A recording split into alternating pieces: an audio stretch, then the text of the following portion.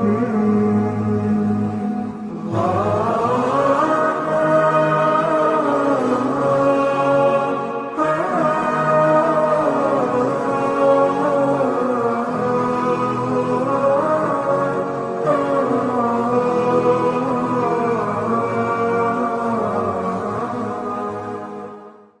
حول ولا قوة إلا بالله العلي العظيم. أعوذ بالله من الشيطان الرجيم. بسم الله الرحمن الرحيم.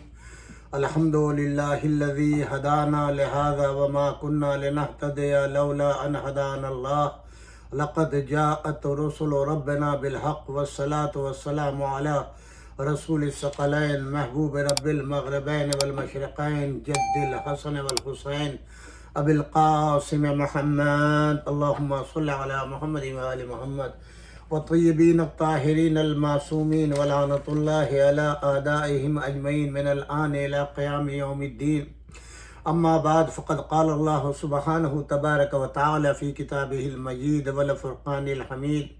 بسم الله الرحمن الرحيم. وقرن في بيوتكن ولا تبرجن تبرج الجاهلية الأولى وأقمنا الصلاة وآتينا الزكاة وأطعنا الله ورسوله إنما يريد الله ليذهب عنكم الرجس أهل البيت ويطهركم تطهيرا. صدق الله العلي العظيم وصدق الله العلي المرسلين والحمد لله رب العالمين. سامعین کرام، السلام علیکم جمیعاً ورحمۃ اللہ وبرکاتہ. الحمدللہ آج ماہ مبارک رمضان کی 13 تاریخ ہو گئی ہے اور ہمارا موضوع گفتگو جو چل رہا ہے وہ اصلاح، اپنی اولاد کی پرورش، قرآن کے مطابق ہر مسلمان کا زندگی گزارنا، قرآن پر عمل کرنا، احکامات الہیہ اور سنت پیغمبر پر عمل کر کے اس کو زندہ بھی رکھنا اور اپنے کو ایک سچا عاشق رسول بھی بتلانا. ہماری اصل مراد صرف اتنی سی ہے کہ ہم کو ہدایت چاہیے ہے، جنت کا راستہ چاہیے ہے، صراط مستقیم چاہیے ہے، اللہ کا راستہ چاہیے ہے، تاکہ ہمارے اعمال قابل قبول ہوں اور قیامت کے دن حضور پاک اور ان کی آل پاک کی شفاعت کے ہم مستحق قرار پائیں.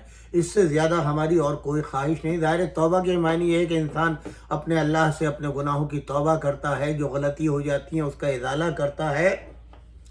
تو جب ہم قرآن مجید پڑھتے ہیں اور ظاہر ہے کہ ہماری زبان عربی نہیں ہے اور اکثر امت جو ہے وہ جانتی بھی نہیں ہے، تو ان کی نگاہیں صرف اور صرف مبلغین کی طرف، علماء کی طرف، صاحبان محراب و منبر کی طرف ہوتی ہیں اور ان پر ایک اعتبار ہوتا ہے اور ہونا بھی چاہیے، اس لیے کہ رشد و ہدایت کے اس زمانے کے اندر ضامن علماء ہی ہوا کرتے ہیں. لیکن جب ان کی خیانتیں سامنے آتی ہیں اور ان کے عقائد اور ان کا طریقہ زندگی اور ایمان فروشی سامنے آتی ہے تو روح کانپ جاتی ہے، چاہے وہ زندہ ہے یا وہ دنیا سے جا چکے ہیں. ہمارے علماء نے شروع سے آج تک اہل بیت اطہار علیہم السلام کے بارے میں جو خیانتیں کی ہیں وہ ناقابل فراموش اور ناقابل معاف ہے. جہاں جہاں ان کو موقع ملا انہوں نے ڈنڈی ماری ہے. جو لوگ قرآن مجید کی تشریح کرنے کے اندر ڈنڈی مارتے ہوں تو بقیہ اور کیا چیزیں ہیں. میں ابتدائی میں آج آپ کو ایک چھوٹا سا، میں نے یہ متعدد مرتبہ کہا ہے کہ اسلام کو نقصان پہنچانے والے نہ یہودی ہے نہ نصارہ ہے نہ اہل ہنود ہے، دوسرے مذہب کا کوئی نہیں. انہی امت والوں نے، انہی کلمہ گو نے اسلام کو ملیا میٹ کیا. یہ ہمیشہ درباری بن کے رہے، مال دنیا کمایا اور اسی میں عافیت سمجھی. ان کو نہ خدا کا خوف، نہ موت کا خوف، نہ رسول اللہ کا قیامت کے دن سامنے کا خوف. ایک طرف کہتے ہیں کہ رسول اللہ نے ہم سب کو ٹھیکہ دے دیا ہے دین کی حفاظت کا، دین کی تشریح کا، اور دوسری طرف ان کا عالم یہ ہے کہ بنی امیہ کے ٹکڑوں پہ پڑھنے لگے، ان کے وظائف لینے لگے اور دولت کی چکا چوند کے سامنے انہوں نے اپنا ایمان بھی بیچ دیا. یہ تاریخ ہے، سامنے دیکھ لی، آج بھی دیکھ لیں آپ. جو کچھ دنیا میں ہو رہا ہے اس کا مشاہدہ آج بھی کر لیں. زمانہ بدلتا ہے، حالات بدلتے ہیں، مگر جو دنیا دار ہیں وہ دنیا دار ہیں. وہ علماء جو مال میں بک جاتے ہوں، ظالم حکومتوں کا ساتھ دیتے ہوں، زمانے کی رو میں بہہ جاتے ہوں، تو وہ وارث رسول کیسے ہو سکتے ہیں؟ وارث دین کیسے ہو سکتے ہیں؟ وارث شریعت کیسے ہو سکتے ہیں؟ اگر کوئی بات ہوتی ہے تو ان علماء کا فریضہ ہے کہ اس کی تحقیق کریں، مگر نہیں. وہ راستہ جو بنی امیہ نے اپنے زر خرید مفسروں، محدثوں اور علماء کے ذریعے بنا دیا ہے، اس سے یہ ہٹنا نہیں چاہتے. کیا اس حقیقت سے کوئی انکار کرے گا؟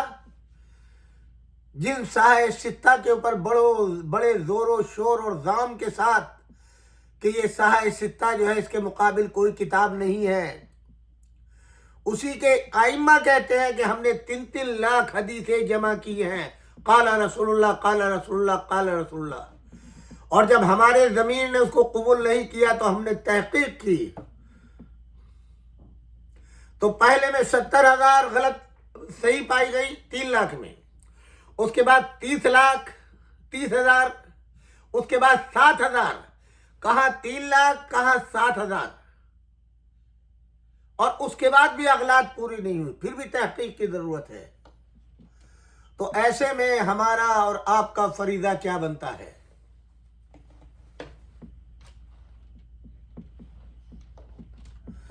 ہم نے احترام کا ایک ایسا لفظ ہے اور ایسا اس کا صافہ بنا کے جس کے سر پہ چاہا رکھ دیا کہ ان کے بارے میں کچھ نہ بول. نہیں،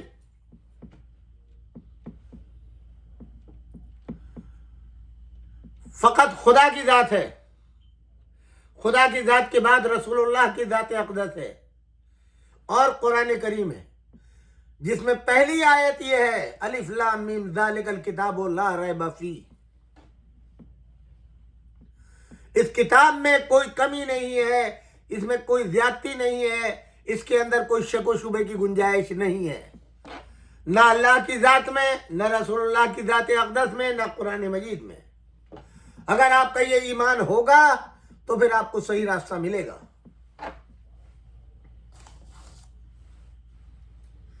میں آپ کی خدمت اقدس میں ایک واقعہ بیان کرتا چلوں جس سے آپ کو اندازہ ہوگا علماء کی حرکتوں کا. آنکھ بند کر کے عمل نہیں کیا جا سکتا.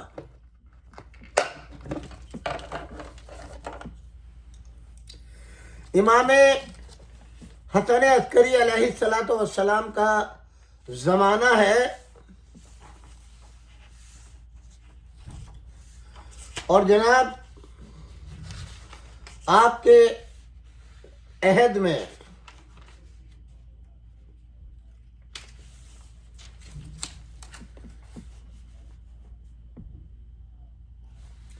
ایک عالم فلسفی، امام حسن عسکری علیہ السلام کا زمانہ، اس کا نام ہے اسحاق کندی. بہت بڑا عالم تھا اپنے زمانے کا. اس کو ایک خط سوار ہوا کہ قرآن مجید میں تناقض ثابت کرے. یہ کلمہ گو ہے، مسلمان ہے، عالم ہونے کا دعویٰ کرتا ہے، اور علماء لکھتا ہے کہ اپنے زمانے کا سب سے بڑا عالم. یہ زمانہ ہے امام حسن عسکری علیہ السلام کا.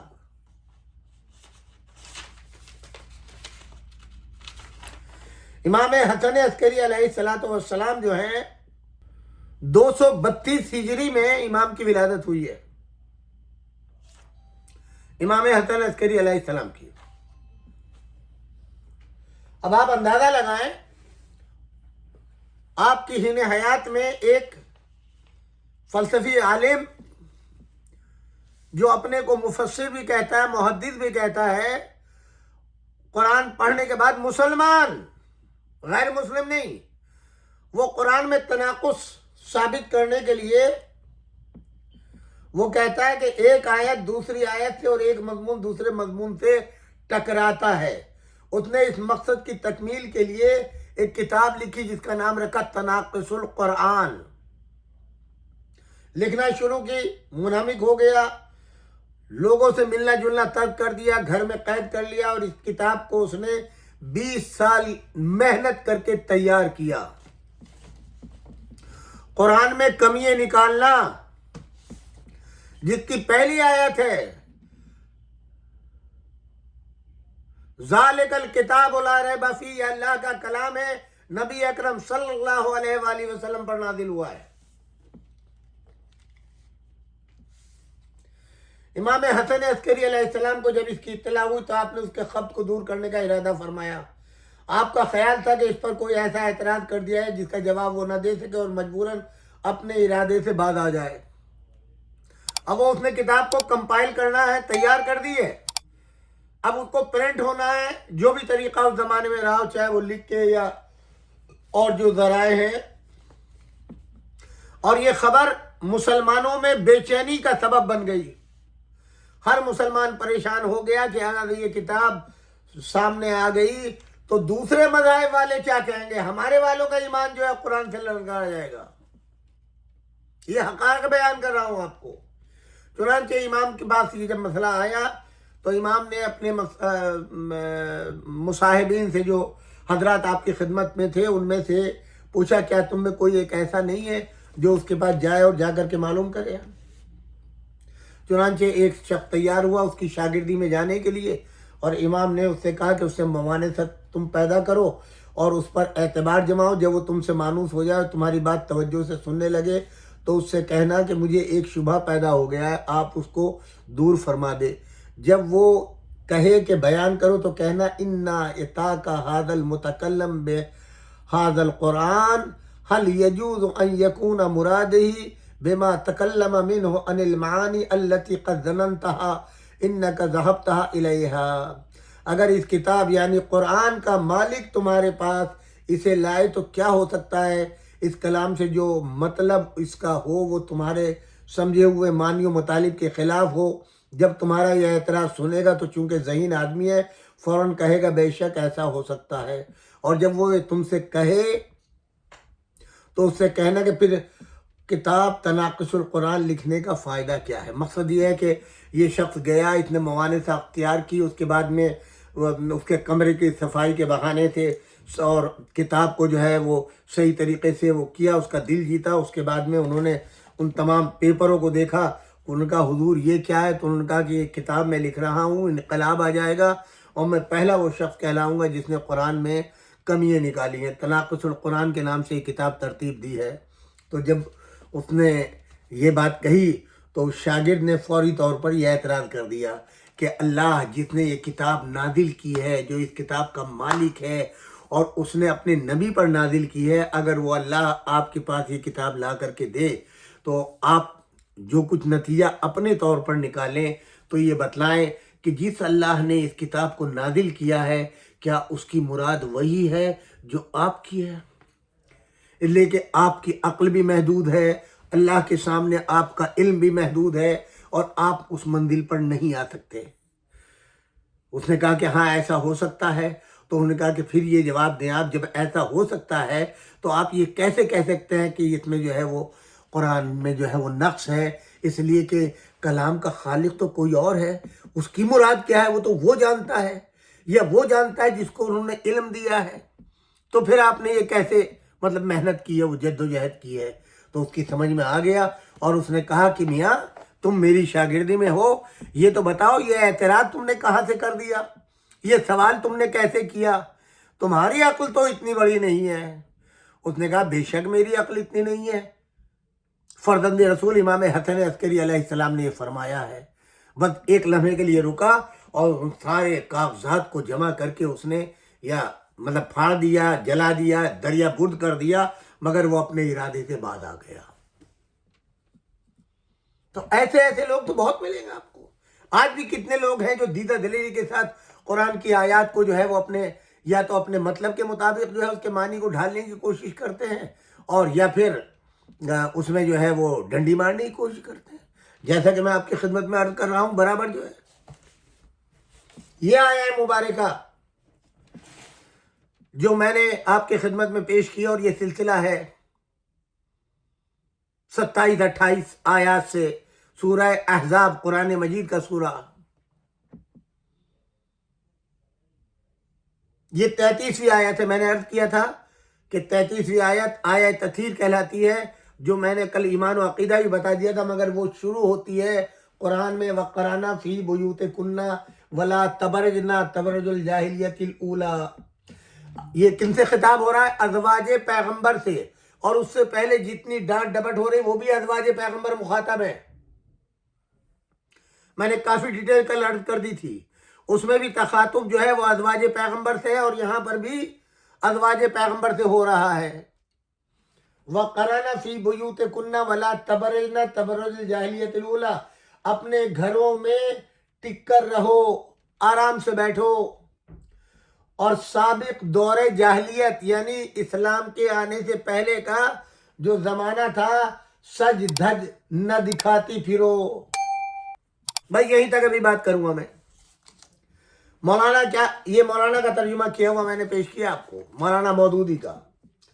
اب یہاں وہ فرماتے ہیں قرانہ کا استعمال ہوا ہے. بعض اہل لغت نے اس کو قرار سے ماخوذ بتایا ہے، اور بعض نے اس کو وقار. اگر اس کو قرار سے لیا جائے تو معنی ہوں گے قرار پکڑو، ٹک رہو. اگر وقار سے لیا جائے تو مطلب ہوگا سکون سے رہو، چین سے بیٹھو. دونوں صورتوں میں اور منشا یہ ہے کہ عورت کا اصل دائرہ عمل اس کا گھر ہے، اسی کو دائرے میں رہ کر اطمینان کے ساتھ اپنے فرائض انجام دینے چاہیے. اگر گھر سے باہر صرف بضرورت نکلنا ہے تو یہ منشا خدایت کے الفاظ سے ظاہر ہے.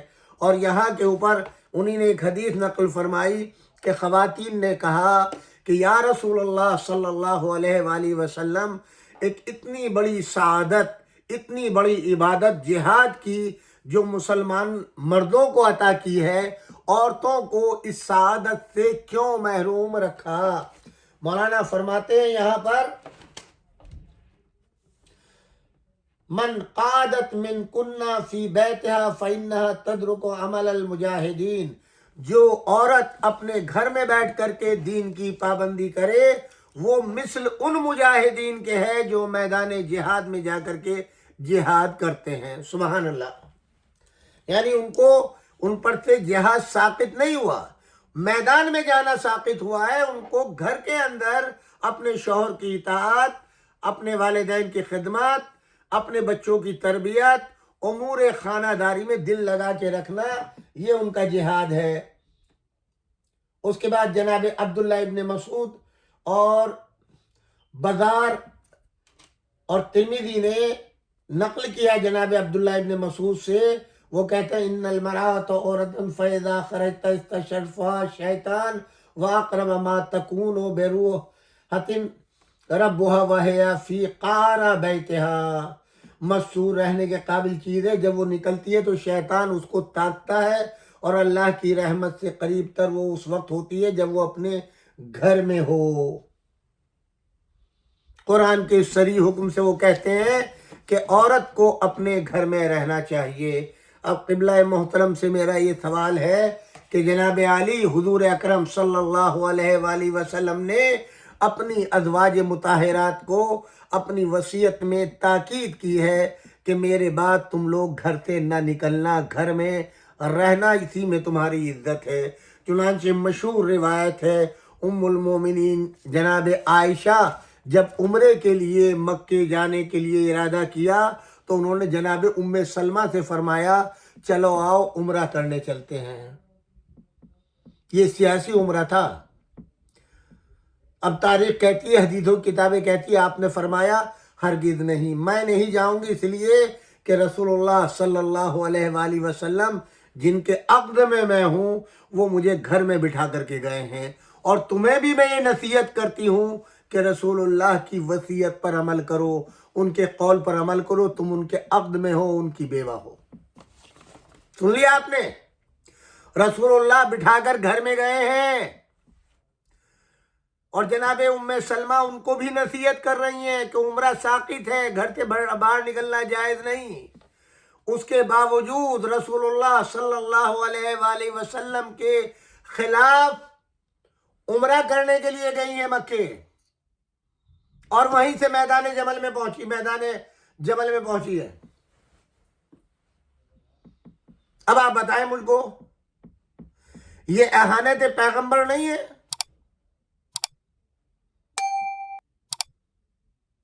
आप पे छोड़ता हूं, आप जो चाहे सोचें। क्या इन हकायक को बतलाया गया है? बड़े तुम तराक से कहते हैं किसी बीवी को घर से निकलना जायज नहीं है बगैर शौहर की इजाजत से।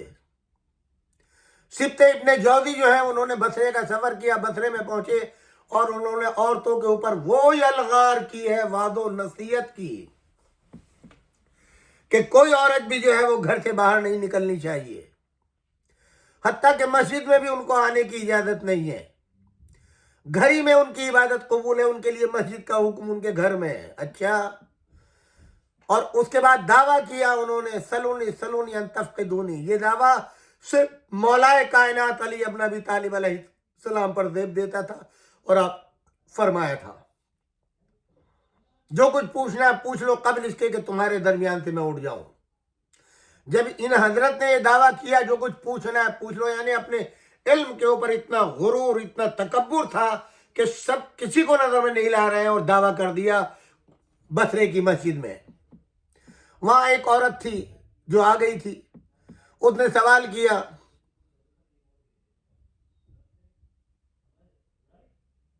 उस सवाल के जवाब में मौलाना को उसका जवाब आता नहीं था, और आता यकीनन आता होगा, मगर मसलहत वक्त ये थी कि जवाब न दिया जाए, क्योंकि उसके जवाब में मेरे मौला अली इब्न अबी तालिब की फजीलत जाहिर होती। तो उसने फौरन उसी खातून पे हमला कर दिया। खातून तो कैसे आई मस्जिद में? खुद से आई है या तू अपने शौहर से इजाजत लेके आई है? अगर शौहर ने इजाजत दी है तो उस पे अल्लाह की लानत, और अगर तू खुद आई है तो तुझ पे अल्लाह की लानत। ये मौलाना का जवाब है।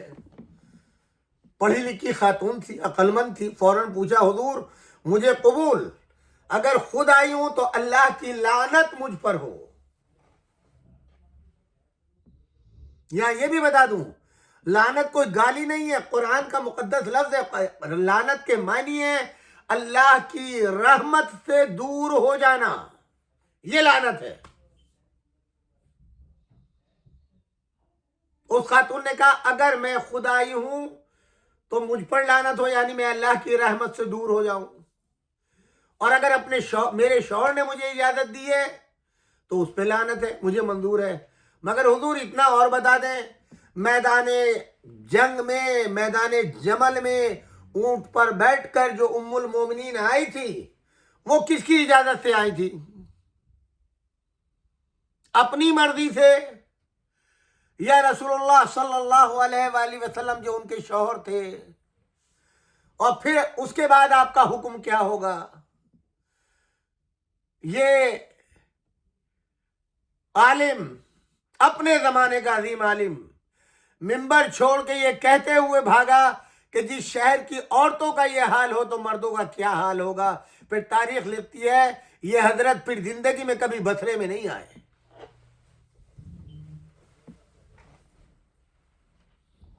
बहरहाल, तो गुफ्तगू यहां पर थी कि घर में आपको बैठने का हुक्म दिया गया है। अब मौलाना इसके तर्जुमे में फरमाते हैं, अच्छा अब यहां पर यह भी अर्ज कर दूं, ये पूरा जहां पर चूंकि हर ज़ौजा का हुजूर अकरम सल्लल्लाहु अलैहि वसल्लम का घर अलग अलग थे, या हुजरे कह लीजिए या घर कह लीजिए, उनकी रिहाइश हर एक की अलग अलग थी, एक घर या एक कमरे में सब नहीं थी। बैत कहते हैं एक घर को, बुयूत जमा है बैत की, बैत वाहिद, बुयूत जमा।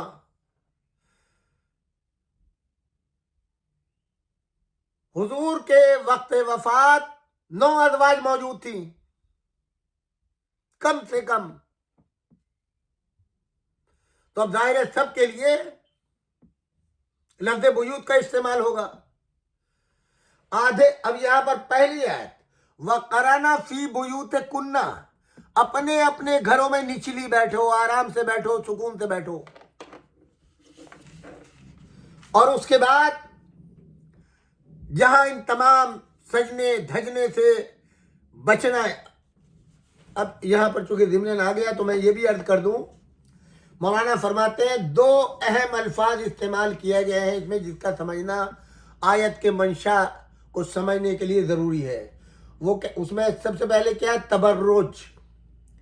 उसके अरबी ज़बान में नुमाया होने, उभरने और खुलकर सामने आने के हैं। हर ज़ाहिर और मुर्तफ़ा चीज़ के लिए अरब लफ्ज़ में बर्ज का इस्तेमाल करते हैं। बुरुज को बुर्ज उसके ज़ुहूर और इत्तिफ़ाक़ की बिना पर ही कहा जाता है। बादबानी कश्ती के लिए बारजे का लफ्ज़ इसीलिए बोला जाता है कि उसके बादबान दूर से नुमाया होते हैं। औरत के लिए जब लफ्ज़ तबर्रुज इस्तेमाल किया जाए तो उसके 3 माना होंगे। एक ये कि वो अपने चेहरे और जिस्म का हुस्न लोगों को दिखाए। दूसरे ये कि वो अपने लिबास और ज़ेवर की शान दूसरों के सामने नुमाया करे। तीसरे ये कि वो अपनी चाल ढाल और चटक मटक से अपने आप को नुमाया करे। यही तशरी इस लफ्ज़ की अकाबिर अहले लुगत और अकाबिर मुफस्सिरीन ने की है।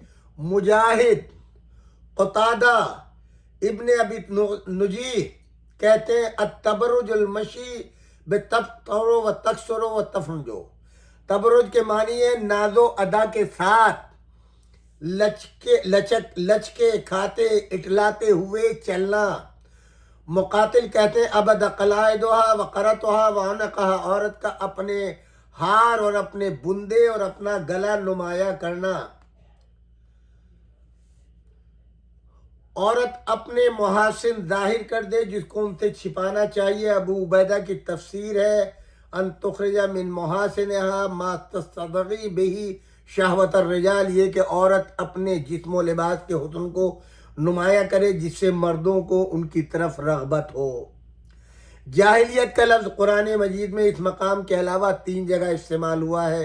एक सूरह आले इमरान आयत 154 में जहाँ अल्लाह की राह में लड़ने से जी चुराने वालों के मुताल्लिक़ फरमाया गया। दूसरे सूरह माइदा आयत नंबर 50 में जहाँ खुदा के कानून के बजाय किसी और कानून के मुताबिक अपने मुकदमा का फ़ैसला कराने वालों से मुताल्लिक़ किया गया है, वो जाहिलियत का फ़ैसला। तीसरे सूरह फतह में आयत नंबर 26 में जहाँ कुफ़ार के इस फ़ेल को हमीयत जाहिलिया के लफ्ज़ से ताबीर किया गया है। उन्होंने महज तासुब की बिना पर मुसलमानों को उम्रा न करने दिया। अब आप फरमा गए, मैंने हदीस का तर्जुमा भी पेश कर दिया, हदीस भी पेश कर दी और कुरान का मफ़हूम भी। यहाँ हुक्म क्या है? अपने घरों में टिक कर रहो, सुकून से रहो। दौरे जाहिलियत, अब ये सारी चीज़ें, लिबास भी आ गया, जेवर भी आ गया, नुमाइश भी आ गई, हुस्न भी आ गया, सब सिमट के आ गया। और यहाँ लफ्ज़ बुयूतकुन्ना, अपने अपने घरों में। और अब अल्लाह क्या कहता है? व अक़िमना सलात व आतीना ज़कात व अतैना अल्लाह व रसूलहू। अब आपसे मेरा सवाल है, ये किसी पर तान नहीं है, नमाज पढ़ने का हुक्म किसे देंगे?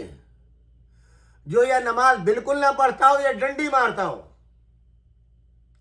ज़कात का हुक्म किसे देंगे? जो ज़कात अदा ना करता हो। अल्लाह और उसके रसूल की इताअत का हुक्म किसे देंगे? जिसके या इताअत करता ही ना हो, और अगर करता है तो उसमें कमी हो, जो इताअत का हक है वो अदा ना करता हो। और जब इताअत खुदा और रसूल में कमी होती है तब ख्वाहिशात नफसानी उस पर हावी होते हैं और इसीलिए वो दुनियादारी की तरफ जाता है। या आयत का मंशा ये है, نماز جب آپ پڑھیں گے تو ایمان میں اضافہ ہوگا، زکوٰۃ دیں گے تو غریبوں کی محبت بھی ہوگی، اللہ کے حکم کی اہمیت بھی ہوگی، اور جب خدا و رسول کی اطاعت کا حکم ہوگا تو سر تا پا انسان اپنے کو اللہ اس کے رسول کی اطاعت میں سرشار کرے گا، اور جب ان سب میں کمی ہوگی، اطاعت میں کمی ہوگی اللہ اور رسول کی، تو نماز میں خلل پڑے گا، زکوٰۃ سے بھاگے گا۔ اور یہ سب تقاضے بتا رہے ہیں، قرآن بیکار بات نہیں کرتا، یہ ان کو یاد دلایا جا رہا ہے۔ اس کے معنی ہے کہ ان کی اطاعت خدا و رسول میں کوئی کمی ہے، نمازوں میں کمی ہے، زکوٰۃ میں کمی ہے۔ اب تاریخ پڑھیے، میں تو صرف ایک آپ کو اجمالاً گفتگو کر رہا ہوں، اس لیے تقاضا کیا گیا تم یہ کام کرو، اور جن چیزوں سے روکا گیا اس کی تفسیر میں نے بیان کر دی۔ یہ معنی پہنا لیں آپ،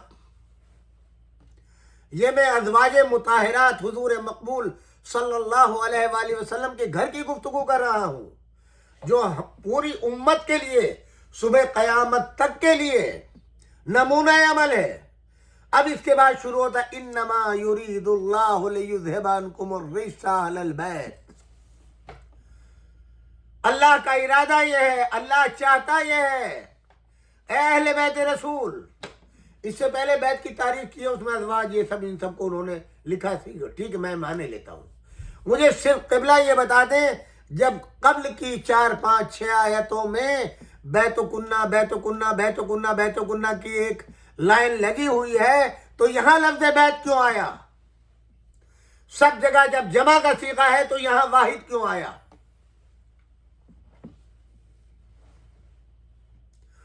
جب آپ آیہ تطہیر میں سب کو شامل کر رہے ہیں تو جمع کا صیغہ آنا چاہیے نا،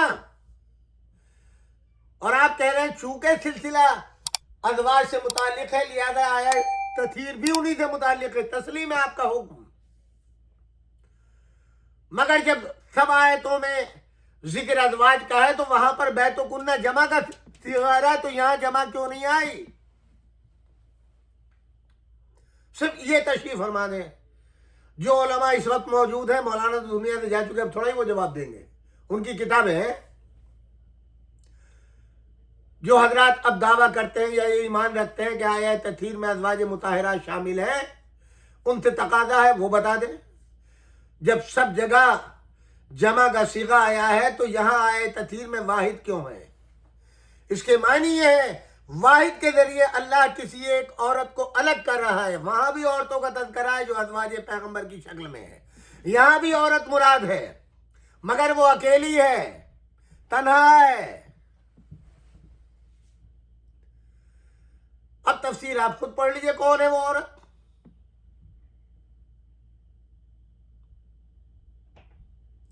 یا پھر یہ کہیے کہ چونکہ ہوتا ہی ہے نا کہ جب آپ کسی کو کوئی بات بتاتے ہیں اور کہتے ہیں کہ تم یہ کرو تو اس کو پریکٹیکل کرنے کے لیے کوئی ہستی کوئی شخصیت دکھائی جاتی ہے۔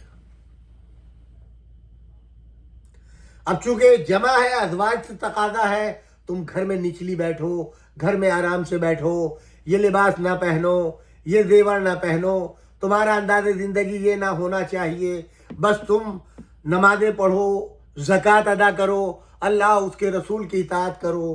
تو یہ میرا وہ ہے، ہو سکتا ہے آپ کا بھی تجزیہ یہی، میرا اپنا تجزیہ یہ ہے۔ تو ممکن ہے کوئی بی حضور کی یہ فرمائے، اے میرے اللہ کے رسول، آپ ہمیں کوئی نمونہ تو بتائیں، نماز کیسے پڑھیں، زکوٰۃ کیسے دیں، اور ہم اطاعت خدا و رسول کیسے کریں۔ تو اس کے لیے ایک دوسرا نمونہ آیہ تطہیر میں اسی آیت کے دوسرے ٹکڑے میں واحد کا صیغہ لا کے بتا دیا، یہ ہے وہ، اور وہ ہے کون؟ جناب فاطمۃ الزہرا سلام اللہ علیہا۔ نماز فاطمہ کے طریقے سے پڑھو، زکوٰۃ فاطمہ زہرا کے طریقے سے دو، اطاعت خدا و رسول فاطمہ زہرا کے طریقے سے کرو۔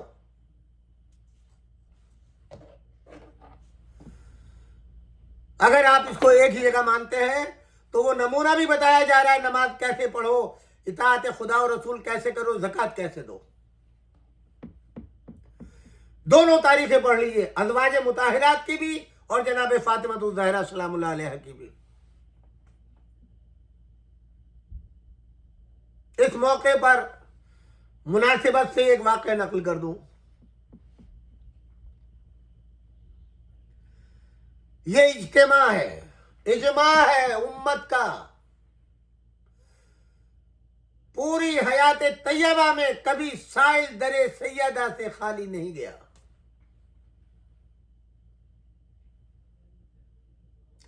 خدا آپ کو مدینے جانے کی توفیق دے، اور جب آپ مسجد النبوی میں تشریف لے جائیں تو خانہ سیدہ سلام اللہ علیہ اسی سے متصل ایک چبوترا ہے جس کا نام ہے اصحاب صفہ کا چبوترا، یعنی وہ افراد جو بوڑھے ہو گئے تھے، اسلام لے آئے تھے، ان کے گھر والوں نے ان کو الگ کر دیا تھا، نکال دیا تھا، ان کا کوئی کام نہیں تھا، بس یہاں پر وہ قرآن پڑھتے تھے، نمازیں پڑھتے تھے۔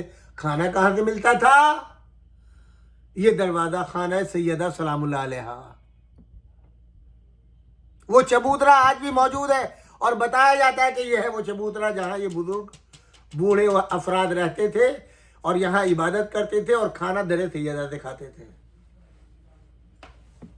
یہ تاریخی واقعہ ہے کہ مسلمانوں کو سب سے زیادہ مال و متاع، زیور، جولی، جو کچھ ملی وہ جنگ خیبر میں ملی۔ خیبر کو فتح کس نے کیا؟ علی ابن ابی طالب نے، جب 39 دن تک مسلمان ناکام رہے۔ بڑا مال ہاتھ آیا لوگوں کو، جو غریب تھے وہ امیر ہو گئے، غنی بن گئے، لوگ گھروں میں آ گئے، عورتوں میں جشن ہے، گھروں سے آوازیں آ رہی ہیں، کتنا مال ملا، کتنا مال ملا، کتنا مال ملا۔ شہزادی فاطمہ الزہرا سلام اللہ علیہ کے کانوں میں یہ آواز پہنچی، فلاں کو کتنا ملا، فلاں کو کتنا ملا، فلاں کو کتنا ملا۔ اب شہزادی کے تاریخی واقعہ بیان کر رہا ہوں۔ شہزادی کے ذہن اقدس میں ایک خیال پیدا ہوا، جب یہ عام سپاہی تھے، ان کو اتنا حصہ ملا، تو علی تو کمانڈر تھے، جنرل تھے، ان کا حصہ تو ویسے بھی ڈبل ہوگا۔ یعنی اگر ان کو اتنا مال ملا ہے تو علی کو اتنا ملے گا۔ اب آپ نے اپنے ذہن میں ایک فہرست بنائی، یہاں تو یہ مال لے کے گھر آ گئے، اعلیٰ ترین اعلیٰ اقسام کے کھانے تیار ہونے لگے، فوراً ہی زیور پہنا جانے لگا، لباس پہننے لگے، خوشیاں ہونے لگی، عید منائی جانے لگی، اور ادھر خانہ سیدہ میں کہا علی جب مال لے کر کے آئیں گے تو میں ان سے گزارش کروں گی، مدینے کے فلاں گھر میں اتنا مال دو، فلاں گھر میں اتنا مال دو، فلاں گھر اتنا دو، فلاں گھر اتنا دو، پورے مدینے میں مولا امیر المومنین کو گھمانا ہے، مال تقسیم کرانا ہے، اور جب آخر میں میرے گھر پہ آئیں گے تو خالی ہاتھ ہوں گے۔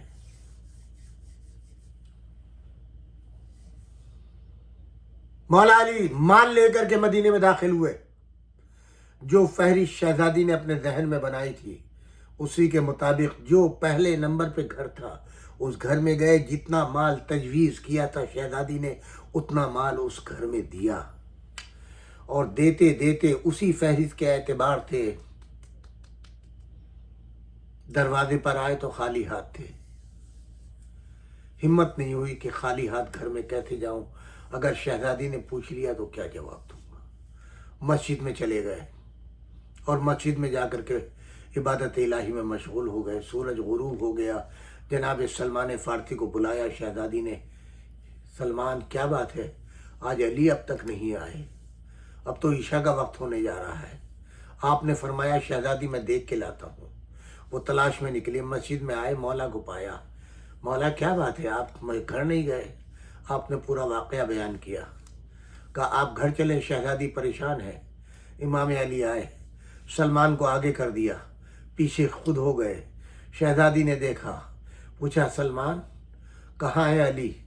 اب علی سامنے آئے اور ایک مرتبہ دیکھا سر جھکائے ہوئے، اور وہی سوال کیا، یا علی کیا میں نے تو سنا ہے کہ خیبر میں بڑا مال مسلمانوں کو ملا ہے، بڑا جشن ہو رہا ہے عورتوں مردوں میں، کیا آپ کو نہیں ملا؟ اب علی نے سر اٹھایا، گویا ہوئے۔ ہاں ملا، کیوں نہیں ملا؟ یہ تو عام سپاہی تھے، میں تو کمانڈر تھا، مجھے تو ڈبل ملا ہے، اس سے زیادہ ملا ہے میرا حصہ۔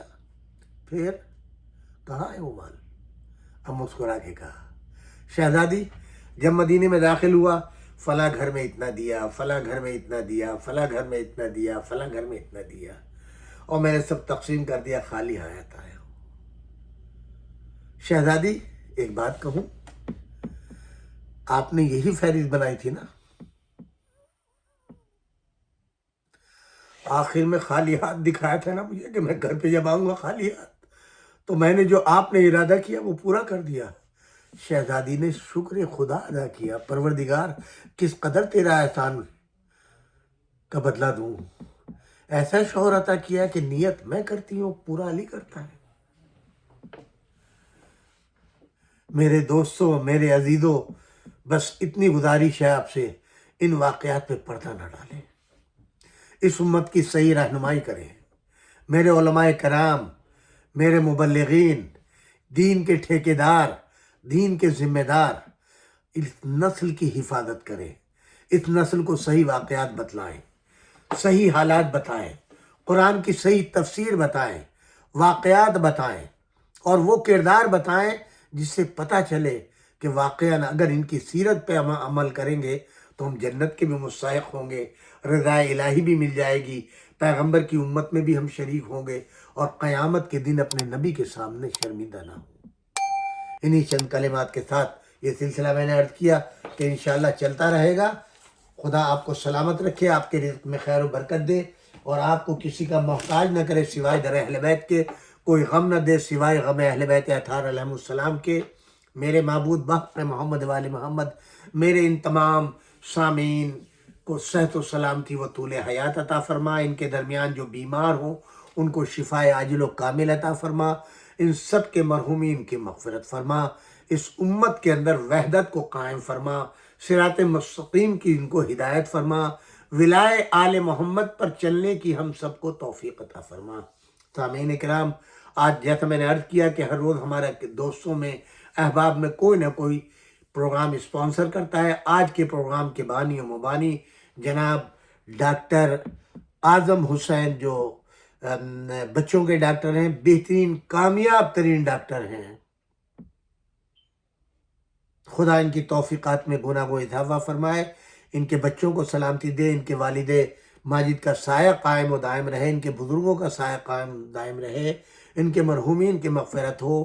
4 سال پہلے تقریباً آج ہی کے دن، یعنی 14 ماہ رمضان المبارک کے دن، ان کی مادر گرامی محترمہ جلیس فاطمہ بنت نثار حسین کا انتقال ہو گیا تھا، اور ان کے لیے اور ان کے دیگر ان کے بہنوئی جو پچھلے سال انتقال فرما گئے، کل ان کی برسی تھی، جناب فرحت عباس ابن انصار حسین، اور دیگر مرحومین جناب انصار حسین ابن نثار حسین، مصطفیٰ حسین ابن فدا حسین، اختری بیگم بنت عظمت حسین، نثار حسین ابن عاشق حسین، ذکیہ بیگم بنت محمد شفیع، اور جناب باقر رضوی ابن مولانا حامد حسین، اور ان کے تمام دوست احباب آئزہ و قارب جو مرحوم ہو گئے، آپ تمام کے مرحومین اور میرے والدین کے لیے سورۃ الفاتحہ۔ ربنا تقبل منا انک انت السمیع العلیم، والسلام علیکم جمیعا ورحمۃ اللہ وبرکاتہ۔